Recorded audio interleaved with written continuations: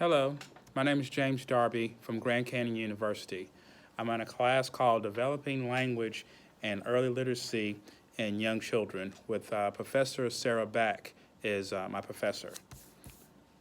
For you as parents, I know that understanding educational terms can be confusing at times. It's confusing for educators to explain at times as well. I'm going to explain the difference between phonological and phonemic awareness and how early reading development is related to literacy skills. Phonological and phonemic awareness are terms used to describe literacy development. They are essential to a child's literacy development and they are subsets of each other. In other words, they're kind of intertwined. I will start with the difference between phonological and phonemic awareness. I will explain the phonological awareness first. The word phono stands for sound. Phonological awareness is the trickiest concept of sound to learn when manipulating sounds. It can be done with your eyes closed. It does occur naturally through speech at home. It's the ability for an individual to think about hearing sounds. It also allows your child to discriminate, remember, and manipulate sounds.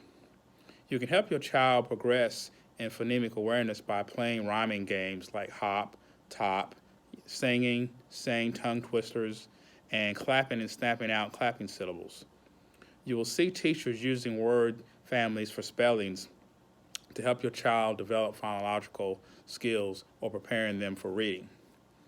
Phonological awareness is an important and reliable predictor of what your child's reading ability will be later on in their life. It is important for a child to be able to read, manipulate sounds, and words.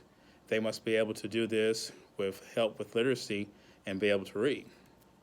Secondly, phonemic awareness is a specific skill that focuses on the smallest individual part of a word.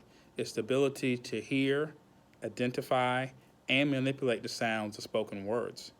It's important that your child understands spoken words and syllables are made up of sequences of speech sounds. Your child may be able to say a word, but may need to break it down into parts. This skill is important in order for them to successfully progress in literacy and later on in their learning. For example, your child may know the word toy, but can't read it because they don't know that the sounds are broken down into a word. So phonemic awareness is a main predictor of a child's early reading and spelling skills from kindergarten all the way up to second grade. Children at this age must have phonemic skills in order to not have a hard time learning sounds and correspondence. Thirdly, early reading development is related to literacy skills through print. Print, learning, letter naming, listening, speaking, and comprehension. Literacy skills. Literacy skills is the ability to read and write.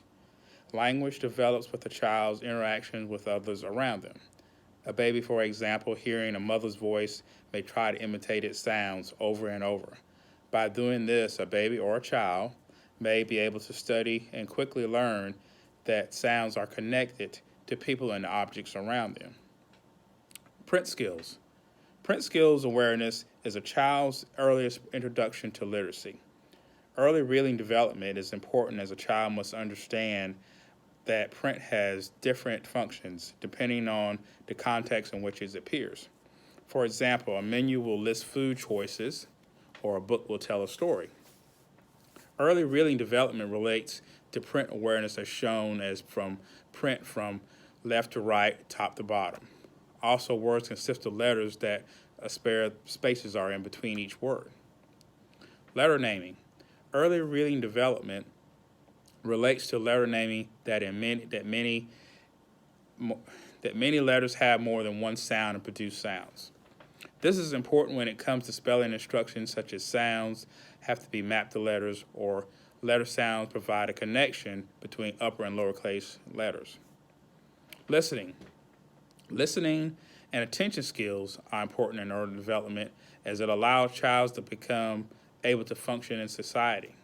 A child's listening skills develop when they become active listeners by listening to parents and others around them. Parents can work with their child's communication skill as well as giving them academic and social advantages in life just by talking to your child at home. Talking to them, making sure they understand certain commands, making sure they respond when you ask them a question, things like that as far as communication. Speaking.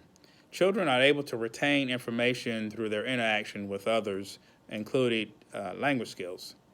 A child's vocabulary increases as they listen to what others say around them. A child's listening attention skill increases easier for them to communicate. It helps them communicate better. Comprehension. Comprehension is the ability to understand something. Early development and comprehension is important because it is what a child takes in during the learning process.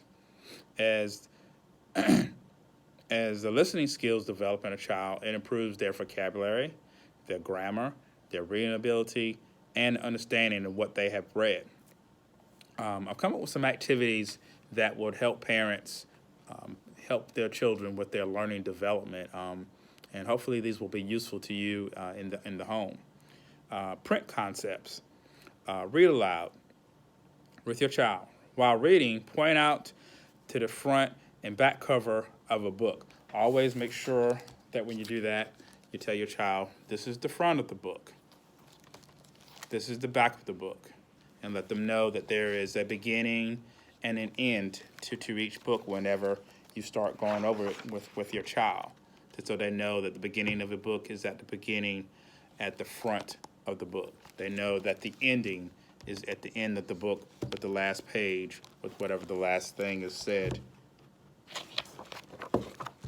on the pages of a book.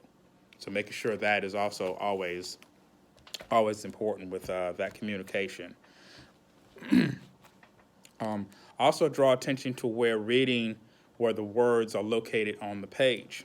You may even use a popsicle stick to place under each sentence as they are reading one sentence at a time. What I like to do with some of my students, they will tend to use this simple popsicle stick, and they will hold it underneath to help with keeping up with one sentence at a time with doing that. You would also go as far as having your students use what I call the highlighter popsicle stick or ruler for students that may have sensitive eyes or may can only see words under a certain lighting or certain color. This will allow them to see one sentence at a time and highlight it for them as they try to read it. So that can be also helpful with a learning tool, and these are easy resources to be able to define for your child as well. Letter naming. I would use a learning program we use at my school called iReady. This program provides lessons and quizzes per student's grade level. It provides reading material, it provides math. So anywhere from kindergarten to second grade provides a child extra reading or math skills that they can be tested on and quizzed on. A lot of them have games that comes with them, so a lot of students are very appreciative and like this because it allows them to be able to feel free from being in a different setting and feel that they're playing a game, whereas they're still learning the concept of reading and math at the same time. A modification for exceptional students, I would be able to assign lessons to a student grade level expertise in any particular area. Therefore, every student will be performing a lesson on their particular grade level that they are performing. So therefore, being able to modify letter naming in these particular lessons or games would be easy to do as well. Vocabulary. I will use a foldable card for students in which they will be able to give a definition for a word and draw a picture for the word. For example, they will have the word dog. Then they will write the definition of a four-legged animal, and then they can draw. Something simple as having a little card like this, as it's showing here. The first word is dog. They would be able to write a definition by folding it over. And you can't see it here, but it will say a four-legged animal. Then they are able to draw a picture.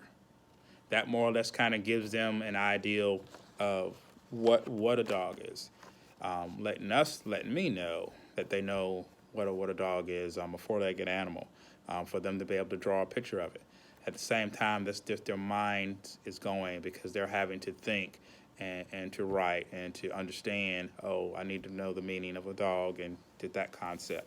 But something just kind of simple that you could do with your kids that would be very helpful. The way I would modify that for my exceptional students, I would have a pre-folded folder card with the labels already written on them with the definitions, and the students just have to identify and place a picture on that card. So this will be sent home to. This can be sent home to parents and used for their children as well as far as the easy modification for that. Phonological awareness. I would use flashcards with words on them for students to identify words and its sounds. This is really easily used. A lot of teachers use what we call letter land activity, where they flash letter cards with letters and sounds on them and allow individual students to say the sounds, say the words, and that way they can accurately and fluently say the different words and the different sounds to the words on the flashcards. A way to modify this, I would use the flashcards of words, but I would only use like probably maybe 10 at a time. That way you're not overwhelming your students. Just use 10 at a time, allow them to have a break, then go back to it, but continue to use those same words over and over until they're fluently able to continue that activity. Listening, I would choose a story to read to the students from a book on their grade level. I would then ask students to ask questions. I would then ask questions to the students from events things that took place in the story.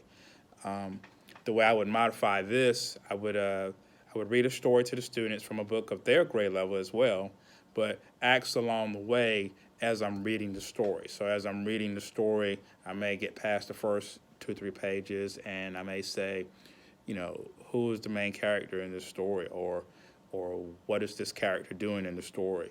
Basically, just seeing if they're understanding what's being read to them, or if they're able to tell me who's the character in the story, what's going on, taking place during that. I would read, once again, I would read a short story to them of the book of their grade level and ask questions along the way. And it's just a simple short story can be one of their choosing, of their choice that they would like. Speaking, I would have a student read a sentence and then continue to read it until they speak it fluently. Just have a set of sentences written down and just cover each one and make sure they're saying it fluently, they're saying each word correctly. You're going over each one with them, making sure that they're saying it correctly.